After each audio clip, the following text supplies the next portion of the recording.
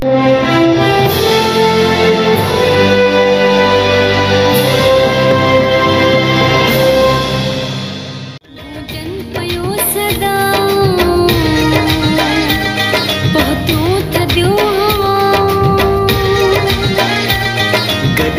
था गीत गायूं ना हिन छड़ियूं वफाऊं हिक सिंध हिक सकाफत हिक सिंध हिक सकाफत हिक सिंध हिक सकाफत हिक सिंध हिक सकाफत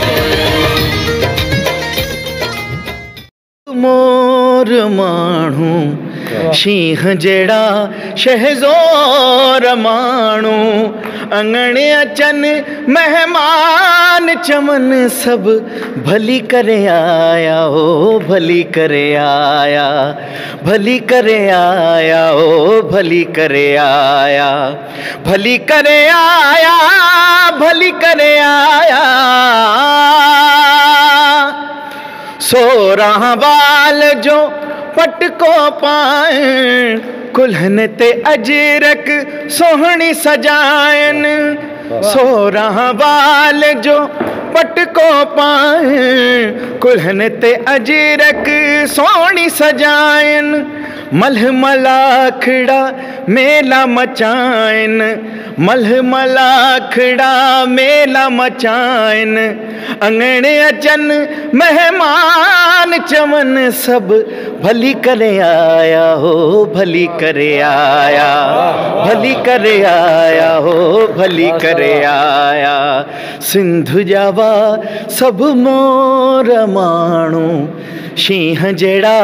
शहज़ोर माण्हू अंगणे अचन मेहमान चवन सब भली करे आया हो भली करे आया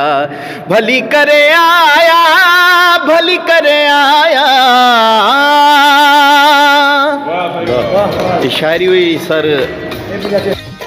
असी सच वेलफेयर सोशल जे मरकज़ी जो रहनुमा है अब्दुल वहाब साहब सां मौजूद अचो तो गाल बोल कयो साईं जो छा चवणा सर अॼोको जेको ही भाॼियुनि जे हवाले सां जेकी सिंधी जी सकाफ़त जे हवाले सां डिशूं सजाई वयूं उनमें केतिरो टाइम लॻो ऐं छा महसूसु कयो था कहिड़ा कहिड़ा माण्हुनि जेका हुननि मां लुत्फ़ अंदाज़ थिया ॾाढी सुठी ॻाल्हि कयव अॼु मूंखे अहसासु थियो आहे त सकाफ़ती खाधा तयारु थियण में केॾो वक़्तु लॻे थो असल में हीअं आहे त हीअ सभु जेके दोस्तनि मोहबत जा मेला आहिनि सिंध जो कल्चर आहे सिंधी माण्हू पंहिंजी सकाफ़त सां मोहबत था कनि ऐं हीअ प्रोग्राम मां इन लाइ रखियो जॾहिं होटल ते वेंदा आहियूं बस में वेंदा आहियूं पोइ चवंदा आहिनि कराची में कल्चर ख़तमु थी वियो आहे कराची में सिंधी क़ौम ख़तमु थी विया कराची में ओता ख़तमु थी विया मां उन्हनि खे चैलेंज थो कयां अचो सचल ॻोठ में सकाफ़त जा ॾींहं जॾहिं बि थियनि त तव्हां ॾिसो त सिंधी अवाम मोहबत जा पैगाम कीअं था कनि जंहिंमें अदीब शाइर सियासी समाज सभु को दोस्त पंहिंजे घर मानी खणी अचनि ऐं पंहिंजे हिसे जो पोइ पली हुजे साग हुजे माखी हुजे मखण हुजे जूअ जी मानी हुजे या आचार जेको शिकाफ जो मशहूरु उहो हुजे अहिड़ी तरह सभु को पंहिंजे घरां पंहिंजे हिसे जो खाधो खणींदो आहे ऐं सभु को हिते हिकु जॻह ते वेही करे सभु पंहिंजे सुकून सां मानी खाईंदो इहो वॾो पैगाम आहे सिंधी अवाम कराची जे शहर में ओताक जीअं मानी गॾिजी खाइनि ऐं उन में सिंधी जेके साग पली माखी मखण हुजे ऐं उन में अदीब शाह बैदल मसूर साहब जहिड़ा दोस्त अब्दुल गफ़ार तबसुम जहिड़ा दोस्त जेके बि सिंध जा वॾा वॾा अदीब आहिनि उहे सभिनी शहीद बेनज़ीर भुट्टो लाइफ में सकाफ़त जॾहिं ॾींहं ईंदा आहिनि उन में खाधा खणी ईंदा आहिनि ऐं सभु को पंहिंजे हिसे जो वेंदे अब्दुल गफ़ार तबसुम वेंदे तव्हां ॾिठो बैदल मसूर साहब बि पंहिंजे हिसे जो जेको बि हाल पंहिंजे हिसे जो खणी आओ पोइ मच्छी आहे या पली आहे या माखी आहे मखण ऐं वही मोहबत जो पैगाम इहो आहे त वेही केरु नथो खाए सभु को हिकु ॿिए खां पुछे थो त साईं मां पली खाईंदे था न साईं ईअं न कयो या मां बुसरी खयो आहे अदा ईअं न कयो मच्छी खयां माना हिकु ॿिए ताईं पैगाम पुॼणु इहो सिंधी अवाम जो पैगाम आहे ऐं सिंधी कल्चर ज़िंदाबाद जेसि ताईं सिंध धरती आहे तेसि ताईं असांजो कल्चर ज़िंदाबाद साईं असांजा सिंधी खाधा जेके आहिनि उहो अलाह ताला ख़ुशि रखनि आबाद रखनि ऐं विटामिन सां भरियल हूंदा आहिनि इहे ताज़ी भाॼियूं हूंदियूं आहिनि ताज़ा माना पचाइण उनखे कुवत भरिया हूंदा आहिनि ऐं इन्हनि में मोहबत भरियल हूंदी आहे ऐं मां इहो ई चवंदुमि सिंधियुनि जा मेला इहे लॻंदा ई रहंदा इंशा ताला अलाह ताला ख़ुशि रखे आबाद रखे सिंध खे ऐं असांजे नौजवाननि जे लाइ ई जेको 6 डिसंबर ते हूंदो आहे उहो ईद जो ॾींहुं हूंदो आहे सिर्फ़ु नौजवाननि जे लाइ न हर माउ पीउ ॿार बच्चे लाइ सभिनि जे लाइ हिकिड़ो ईद जो ॾींहुं हूंदो आहे। असां ईद खे ख़ुशियुनि भरे ईद खे असां सभु मिली करे मल्हाईंदासीं इंशा अल्लाह ताला। ऐं इंशा अल्लाह ताला असांजे सिंधियुनि जा मेला लॻंदा ई रहंदा। साईं अब्दुल वहाब सुमेरस जा असां थोराइता आहियूं जे हेॾो सारो महफ़िल मचाए असांखे सिंधी खाधनि सां असांजा त नंढपण खां खाईंदा था अचूं, सवाद ई सभु मालूम आहिनि, पर कराची शहर में वरी इहा यादि ताज़ी कराई साईं जा थोराइता रिवायत रही आहे त सिंध जो माण्हू जिते बि रहियो आहे उन मैदान मल्हाया आहिनि। हीउ अॼोको जेको मैदान हुयो, हीउ जेको अॼु खाधनि जे ॾींहुं मल्हायो वियो, इन में बि सिंध जे माण्हुनि इहो साबित कयो त सिंध जे माण्हुनि कॾहिं बि सकाफ़ती खाधनि खे विसारियो न आहे ऐं हू जहिड़ी तरह पंहिंजी लिखाई पढ़ाई तइलीम अदब हमेशह उन में सकाफ़त में ज़िंदा रहंदा आहिनि, त सिंधी खाधनि पचाइण में बि अॼु ताईं उहे ज़िंदा आहिनि ऐं ज़िंदा रहंदा। सूरत आयासीं त उन महिल अञा बुखिया हुआसीं, हाणे पेट भरियो आहे, कुझु वधीक मज़ो आयो आहे। सिंधी खाइण जो जेको मज़ो आहे उहो सिंधी माण्हुनि खे ख़बर आहे। मां सम्झां थो त सॼी दुनिया जे सभिनी माण्हुनि खे दावत ॾियणु घुरिजे त अचो सिंध में ऐं सिंधी खाधा खाई ॾिसो। मुंहिंजा हिकिड़े भेरे चीन खां दोस्त आया हुआ, हुनजी सॼी टीम हुई बीचिंग जी, पोइ वठी वियोमांसि चटे पलो खाधो। साईं एॾो ख़ुशि थिया अॼु असां चीन में मच्छी खाधी आहे, पर हीअ सिंध जी मच्छीअ जो जवाबु न आहे।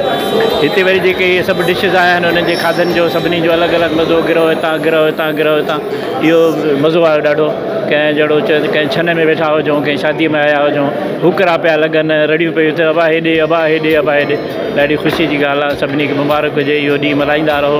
सभई दोस्त गॾिजी खाईंदा रहो। अलाह साईं तव्हांखे सभिनी खे हयाती ॾे, वॾी वॾी हयाती ॾे, ख़ुशि रहो, सलामत रहो। साईं अॼु सकाफ़त जे हवाले सां हीउ जेको कमु थियो आहे ख़ासि तौर ते खाधनि जो, इहो त कमाल चइजे, छो जो कंहिं बि कल्चर जे लाइ ॿ शयूं ॾाढियूं ज़रूरी हूंदियूं आहिनि। हिकिड़ो कंहिं बि क़ौम जो लिबास, ॿियो उन क़ौम जो खाधो। त सिंधी क़ौम जेका आहे लिबास जे लिहाज़ सां बि तमामु वॾी शाहूकार आहे ऐं खाधनि जे लिहाज़ सां बि शाहूकार आहे, छो जो हीअ जेके खाधा आहिनि हमेशह निज ऐं हुजनि था ऐं उनमें हिकिड़ी ख़ासि क़िस्म जी तवानाई हुजे थी। त जेके बि माण्हू ॿारहाड़ी में असांजी में जेके इहे खाधा इस्तेमालु कनि था उहे हमेशह सिहतमंद रहनि था। बहरहाल हिन खाधनि खे उजागर करण जो जेको सच सोशल वेलफेयर कमु कयो आहे उन ते ख़ैर सलाम पेश कयूं था ऐं हीअ क़ाबिल सताइश आहे ऐं अल्लाह तबारक व तआला हिननि खे तौफ़ीक़ ॾींदो। इहे हमेशह हिन कल्चर पंहिंजे जे लाइ ऐं पंहिंजी क़ौम जे लाइ उनखे उजागर करण लाइ कमु कंदा रहंदा। वॾी महिरबानी। जेके हर साल जेको आहे ॾींहुं सकाफ़त जो ॾींहुं मल्हाईंदा आहिनि, उन खां पोइ सचल ॻोठ में जेका तक़रीब थींदी आहे सचल वेलफेयर जे तावन सां हर साल हीअ तक़रीब थींदी आहे। ऐं वहाब खे बि जसो हुजे जेको उहे शयूं जेके असांजे सकाफ़त मां आस्ते आस्ते मिसारजी वञनि थियूं उन्हनि खे हिकु दफ़ो वरी ज़िंदा करे रहियो आहे। सिंधी खाधा जेके आहिनि, जेके असांजी सुञाणप रहिया आहिनि सदनि खां, सिंधी साग, सिंधी पली, मच्छी, बिह, इहे असां जेके आहिनि सदनि खां असांजी सुञाणप रहिया आहिनि। असां हर साल जेको आहे सेलिब्रेट कंदा आहियूं ऐं मुंहिंजे ख़्याल में अॼु जी इहा तक़रीब जेका आहे उहा यकीनन यादगार हूंदी। पर अॼु जी तक़रीब सां गॾोगॾु असांखे इहो बि न विसारणु घुरिजे जेके सिंध खे जेके मसइला दरपेश आहिनि, सिंध खे जेके वलारूं थी रहियूं आहिनि, सिंध जे ज़मीनुनि ते, सिंध जे वसीलनि ते जेके वलारूं थी रहियूं आहिनि, उन्हनि खे बि यादि रखणु घुरिजे ऐं उन्हनि लाइ जेके जदोजहद सिंध जा सॼण कॉन्फ्रेंस करे रहिया आहिनि उन्हनि में बि साथ ॾियणु घुरिजे। साईं अॼु जेको सच सोशल वेलफेयर जे तरफ़ां एकता ॾियारे सां 6 डिसंबर जे हवाले सां सकाफ़ती खाधनि जो प्रोग्राम जेको मुनक़िद कयो वियो आहे, हीअ असांजी मीडिया जे ज़रिए सॼी दुनिया में हीअ पैगाम पियो पहुचे ऐं इंट्रोड्यूस पिया थियनि। असांजी जेका हीअ रिच कल्चर आहे, असांजो डेवलप्ड कल्चर आहे, इहो सदन ते मुहित आहे। 5000 साल पुराणी असांजी सकाफ़त आहे। अॼु जेके हीअ खाधा माण्हुनि खाधा आहिनि, निज सिंधी खाधा, साग, पली, लस्सी, माखी, मखण, ज्वार जी मानी, बाजरीअ जी मानी, तो इहे शयूं हिते नायाब आहिनि। असां हाणे इन्हनि ॻोठनि मां खणी शहरनि में आया आहियूं। हिते जेके असां हीअ महफ़िलूं मचायूं था ऐं जेके प्रोग्राम कयूं था, हीअ असांजा खाधा इंट्रोड्यूस थियनि था। हे शहर में जेके जंक फूड्स आहिनि, नौजवान असांजा जेके बर्गरनि ते आहिनि, जंक फूड्स ते हिरी विया आहिनि, उन्हनि में ही इंट्रोड्यूस थियनि पिया ऐं तमामु बहितरीनु खाधा आहिनि। ऐं आफ़रीन आहे असांजे दोस्त वहाब सुमरे खे, जेको वक़्तनि फ़वक़्तनि अहिड़ा प्रोग्राम कंदो रहे थो ऐं पंहिंजे सकाफ़त खे दुनिया में रोशनास कराईंदो रहे। अस्सलामु अलैकुम। मां सुगर अब्दुल समद लिगारी तव्हां सां मुखातिबु आहियां। हिते सचल ॻोठ लाइब्रेरी में जेको प्रोग्राम तमामु सुठो थियो आहे। मां हर साल ईंदो आहियां, हिते शेर बि पढ़ंदो आहियां सकाफ़त जे बारे में ऐं जेके हिते डिश खणी ईंदा आहिनि चारा असांखे महिमाननि सां मुलाक़ात थींदियूं आहिनि ॾाढा प्यारा लॻंदा आहिनि कचहरियूं मज़े वारियूं थींदियूं आहिनि ऐं ॾाढियूं नवनि नवनि माण्हुनि सां मुलाक़ातूं थींदियूं आहिनि ऐं वॾी महिरबानी जो हिते इहो प्रोग्राम हर ॻोठ में हुजे हर शहर में हुजे ऐं हर ख़ानदान में हुजे प्रोग्राम मोहबत वधाए थो प्यार वधाए थो सिक वधाए थो इंशा अल्लाह अहिड़े प्रोग्राम ईंदासूं त मोहबत बि वधंदी सिक बि वधंदी प्यार बि वधंदो मुंहिंजो हिकिड़ो थोरो शेर लिखियलु आहे जेको इन जे बारे में आहे जेको सकाफ़त जे बारे में जेके खाधा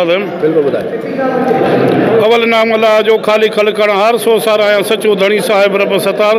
पोइ सारायां मोहम्मद मिठो अड़ी न संदो आधार मशहूर खाधा सिंधी जी सकाफ़त आहे मच्छू मज़ेदार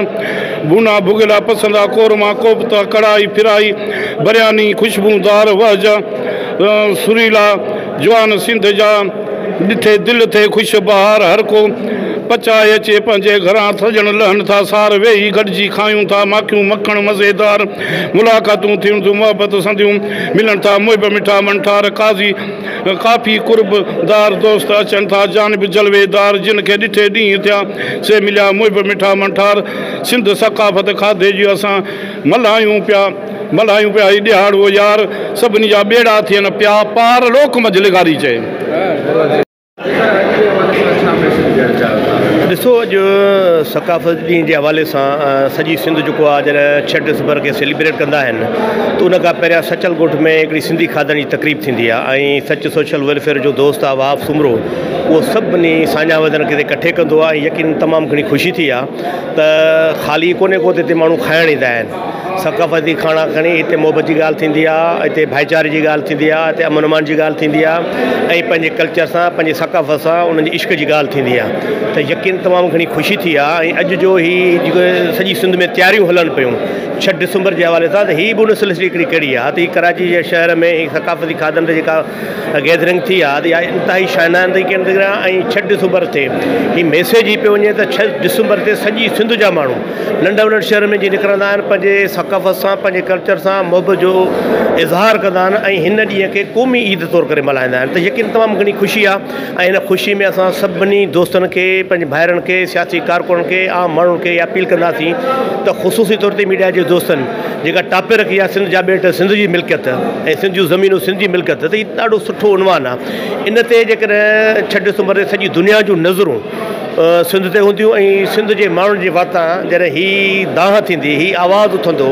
हीअ ॻाल्हि थींदी त बाबा वफ़ाक़ गैर आइनी तरीक़े सां आर्डीनेंस हाणे सिंध जे ॿेटनि ते न सिर्फ़ु कब्ज़ो कयो आहे पर सिंध जे ज़मीन ते वालार थिए थी उन जे करे वफ़ाक़ जे ॾाढ खे असां रद्द कयूं था ऐं आलिमी इदारनि खां आलिमी क़ुवतनि खां या घुर कंदासीं त वफ़ाक़ जे ॾाढ जो नोटिस वठनि ऐं सिंध जूं ज़मीनूं सिंध जा वसीला सिंध जूं मिल्कियतूं कंहिं बि सूरत में उन जो कब्ज़ो न थियणु खपे हिन जन्म हुन जन्म लाइ वचन थो करियां हिन जन्म हुन जन्म लाइ वचन थो करियां मां जिथे बि हुजां मां जिथे बि हुजां सिंध तुंहिंजो थियां हिन जन्म हुन जन्म लाइ वचन थो करियां हिन जन्म हुन जन्म लाइ झोली जी जल कॾहिं तुंहिंजी ख़ाली न थिए झोली जी जल कॾहिं तुंहिंजी ख़ाली न थिए झोली जी जल कॾहिं तुंहिंजी ख़ाली न थिए झोली जी जल कॾहिं तुंहिंजी ख़ाली न थिए अंबलाणियूं निमूं सभु मसायूं ॾिसां हिन जन्म हुन जन्म लाइ वचन थो करियां हिन जन्म हुन जन्म लाइ वचन थो करियां मां जिथे बि हुजां मां जिथे बि हुजां सिंध तुंहिंजो थियां हिन जन्म हुन जन्म लाइ की न कोसो कॾहिं वाह तोखे लॻे की न कोसो कॾहिं वाह तोखे लॻे की न कोसो कॾहिं वाह तोखे लॻे तुंहिंजा दुश्मन ॾिसां कंद तिन जा कपिया हिन जन्म हुन जन्म ले वचन तो करया हिन जन्म हुन जन्म ले वचन तो करया मां जिथे भी हुजा मां जिथे भी हुजा सिंध तुहे जो थिया हिन जन्म हुन जन्म हिन जन्म हुन जन्म ले। जी नाज़रीन वक्त असी सचल गोठ में मौजूद आयासीं जिते सच सोशल वेलफेयर जे तरफा जो एक सिंधी खाधन जी जेका डिश लगाई वही उते जिते मुख़्तलिफ़ सियासी समाजी अगुवान ऐं उन खां पोइ जेके आहिनि अदीब शाइर लेखक फ़नकार भी हिते मौजूद हुआ उन्हनि सां असीं ॻाल्हि ॿोल कईसीं। अवां ॿुधो कैमरामैन टीम सां गॾु बाग़ी सागर पवार, सोच टीवी न्यूज़ कराची सिंध।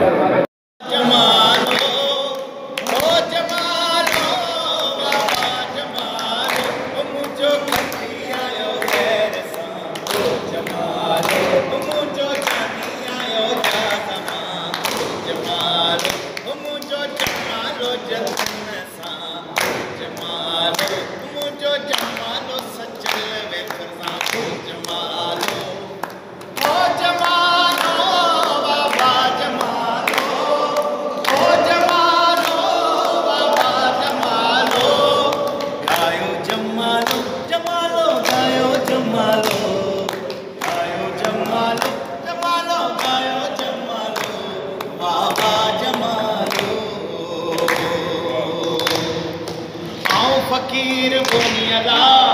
फकीर बानियाला फकीर ओ फकीर बोनियाला फकीर बानियाला एक मुझो झलड़ोड़ी बयानी बोनियाला एक मुझो झलड़ोड़ी बयानी ओ मुझो खट्टी आयो खैर सा जमा